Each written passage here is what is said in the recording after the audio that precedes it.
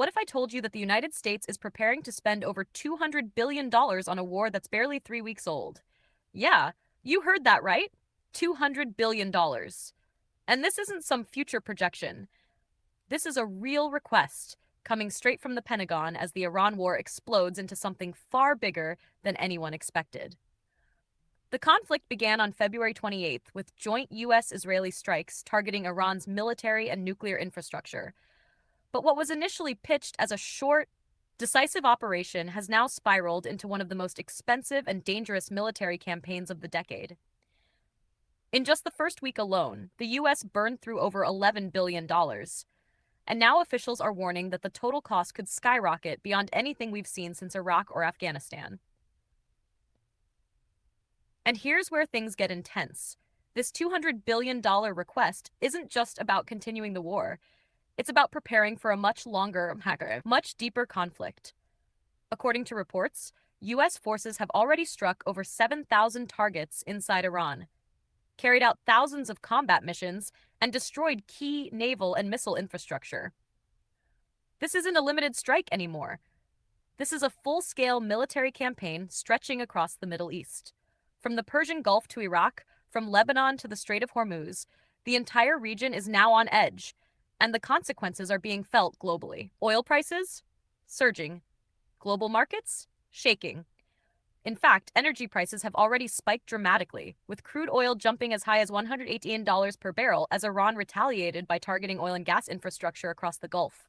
This is no longer just a war, it's an economic shockwave hitting the entire world. But here's the real question. Why does the Pentagon need $200 billion more? The answer is both simple and alarming. The U.S. is running low on weapons. Yes, the world's most powerful military is burning through missiles, bombs, and advanced munitions at such a rapid pace that it now needs massive funding just to restock its arsenal and keep the war going. Think about that for a second. This isn't just about fighting Iran. This is about sustaining America's ability to fight any war moving forward. And if you think this request will pass easily, think again. Back in Washington, this is already turning into a political battlefield. Lawmakers are divided, public support is shaky, and critics are asking a very uncomfortable question: how long can the U.S. afford this war?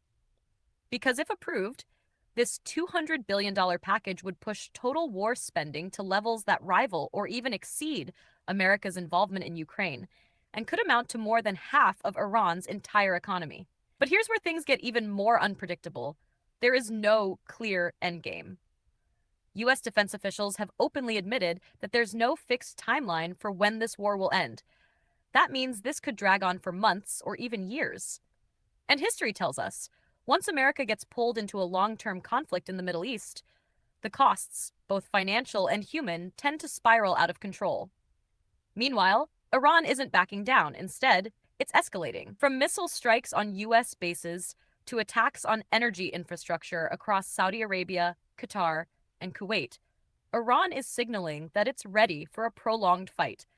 And despite heavy U.S. airstrikes, intelligence reports suggest that Iran's regime is still intact and even becoming more hardline, with powerful groups tightening their grip on the country.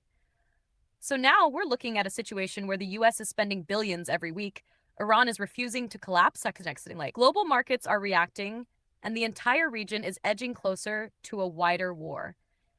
And in the middle of all this, the Pentagon drops a $200 billion Now, let's take this a step bombshell. further.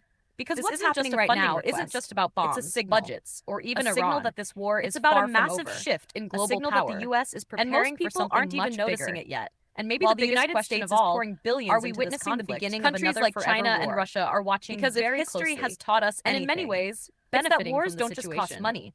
They Think reshape about it. global power, Every redefine missile the U.S. alliances, fires, and sometimes every $1 billion they change the it world order spends, itself, stretches its resources thinner. So the next time you hear that and creates number, opportunities $200 for billion, its rivals to expand don't influence just think of it as a elsewhere. budget. Think of it China, as the for price tag example, of a has conflict already that could been define the strengthening next its decade. economic ties across Asia and Africa, Quietly positioning itself as a stable alternative while the U.S. is once again tied down in the Middle East. And then there's Russia, already deeply involved in geopolitical tensions in Europe, now seeing the U.S. divert attention, weapons, and money away from other fronts. This is the kind of strategic distraction that global powers wait for. Because modern warfare isn't just fought on battlefields, it's fought through timing, economics, and influence. And right now, the timing couldn't be more critical. But let's bring it back to the ground reality of this war, because behind all the big numbers and strategies, there's a much more immediate concern: escalation. Military analysts are warning that the biggest risk isn't just the cost, it's how quickly this conflict could spiral into something uncontrollable. You're already seeing signs of that. Proxy groups across the region becoming more active, tensions rising in places like Iraq, Syria, and Lebanon, and the constant threat of disruption in the Strait of Hormuz, one of the most important oil routes in the world. If that choke point gets blocked or attacked, even temporarily, global oil supply could take a massive hit. And that means higher fuel prices, inflation, and economic pressure, not just in the US, but worldwide. And here's something that's not being talked about enough: the strain on the US military itself. Fighting a high intensity war like this requires more than just money. It requires logistics, manpower, equipment, and readiness across multiple regions. The US isn't just focused on Iran, it still has commitments in Europe, in the Indo Pacific, and across other parts of the world. So when the Pentagon asks for $200 billion, it's not just about this war. It's about maintaining global dominance while fighting one of the most resource-intensive conflicts in recent history. Now imagine this scenario. What happens if this war drags on for 6 months or a year? That $200 billion could quickly turn into $300 billion or more. And at that point, the conversation shifts from, can the US win this war, to, is the cost even sustainable? Because wars aren't just fought on battlefields. They're fought in economies, in political systems, and in public opinion. And public opinion can change fast. We've seen this before. Conflicts that started with strong support eventually turned into long, controversial wars as costs increased and outcomes became uncertain. And that's exactly why this moment is so critical, because the decisions being made right now could determine whether this remains a limited conflict or turns into something much bigger and much longer. At the same time, there's another layer to this: the technological side of warfare. This conflict is rapidly becoming a testing ground for modern military tech. We're talking about advanced missile systems, drone warfare, cyber operations, and real-time intelligence coordination on a scale we've never seen before. The lessons learned here will likely shape how wars are fought in the future. And that makes this conflict even more significant, not just for today, but for the next generation of warfare.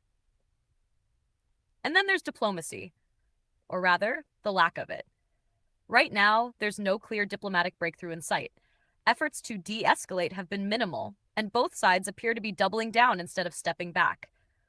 That's always a dangerous sign, because the longer a conflict continues without negotiations, the harder it becomes to find a peaceful resolution. Positions harden, stakes increase, and eventually, compromise becomes almost impossible. So where does this all lead? That's the question no one can answer with certainty.